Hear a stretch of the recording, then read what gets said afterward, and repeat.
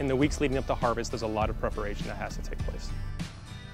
First and foremost, it's the mechanic and the equipment operating team that they have to make sure that all of our harvesting equipment has been gone through entirely and make sure that it's ready to go for the season.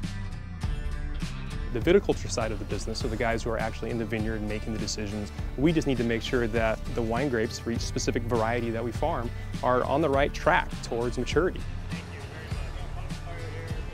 So we pick all of our wine grapes at night here in the Lodi area. It's safer, there's less traffic and such out on the road, not as hot, right? And so it's much cooler for our employees and for our equipment. And also the wine grapes actually come off the vine a lot easier because they're nice and crisp with the cool temperatures. And so everything works in our favor at night except for the darkness, but we've got really nice lights to make sure that everyone can do their job safely. As we approach harvest, Mother Nature can always throw us a curveball. Oftentimes when we're dealing with early harvested varietals like Chardonnay and Pinot Noir for sparkling programs, they can surprise us with how fast they come ready.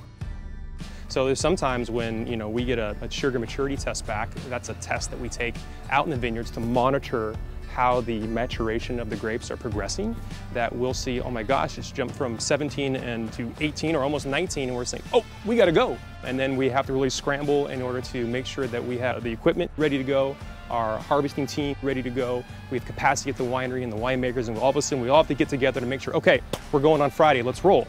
To be clear, it's a big team that makes harvest happen, that runs the vineyard operation and the winery operation.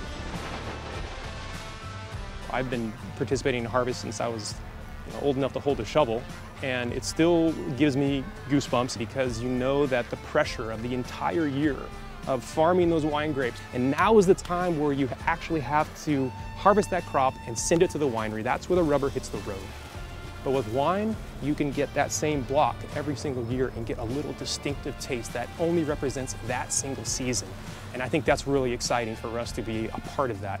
And so in a way, it's kind of putting a little bit of our time on this land in a time capsule for the future generations to really explore and to hear our story about how we grew wine grapes here once and how it really has produced this amazing wine that can last for generations.